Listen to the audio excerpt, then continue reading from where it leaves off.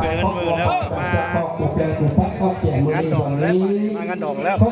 ประมาณปากเขาลงนาประมาณเขาบานประมาณเงินหนังปันกูแก่กูปัดออกเสียงมือนี้วันนี้งานดองแล้วบ้านนี้คุณจะปัดทำข้อสิจากความจริงความมือปีปั่นเขาวันปีแดงเพราะไม่สงบอย่าได้มาต้องนาแกงเพราะไม่สระแมงอย่าได้มาต้องตีต้องมือขอไก่ขอเหล่านักเลื่อยมือเก่งเลยความใจร้ายคน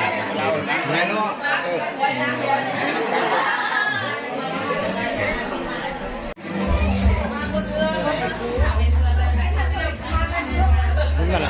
ตีเน่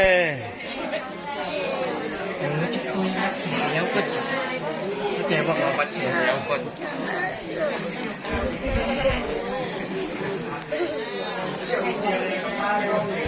ขบวนเอาเพิ่มมาเรือนเอาอาลาดไทยมาเรือนมาฮอดแล้ว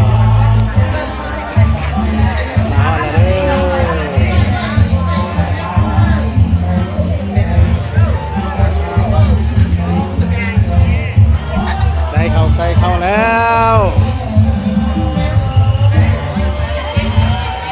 ด้านซ้ายคนรอ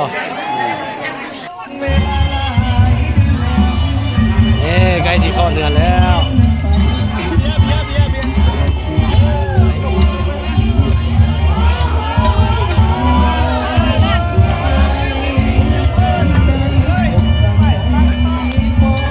โอ้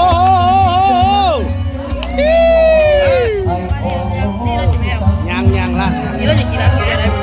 กี่ก็มาซักได้นะคนดีซักแล้วไล่คนได้ดีอยู่โอ้ซักแล้วมันจะบ่ดีแน่บริการโดยคนเลยนะให้ดูนะ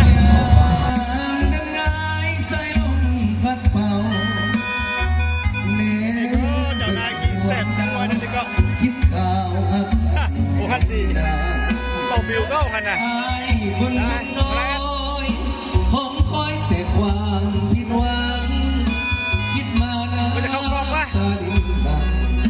เหมือนดังกระต่ายไม้จัน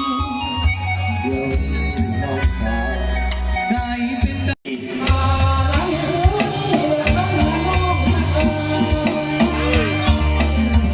เอาซึ่งครูบางสายก็มาเคย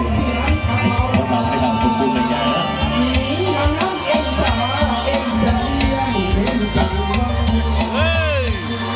ทักหลายบอกพ่อนี่ก็ได้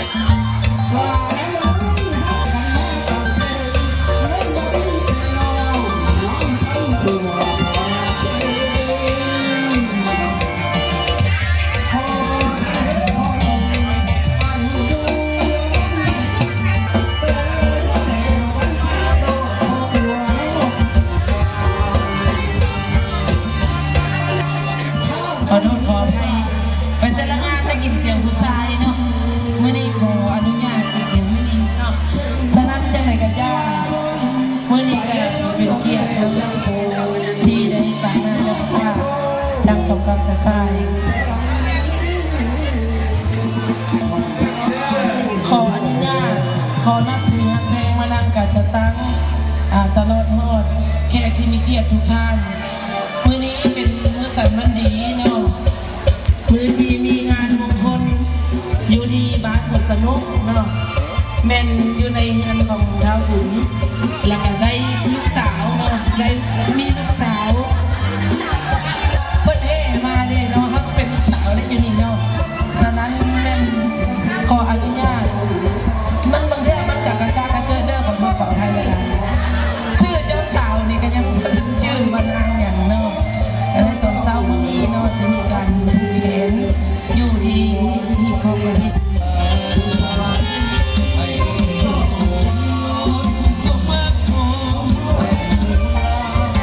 แ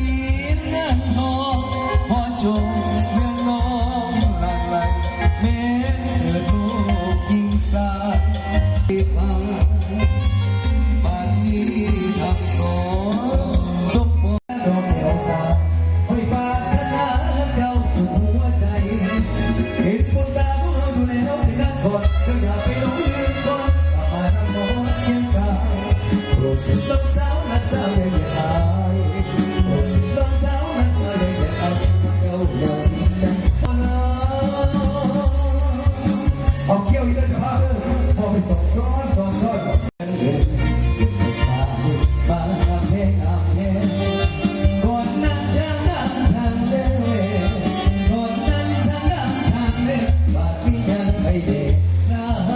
เพถามเกินทักไปก่อนบอกอุตส่าห์นอนได้ย้อนเห็นลงมาลงส้มลงเย็นลงมาลงส้มลงเย็น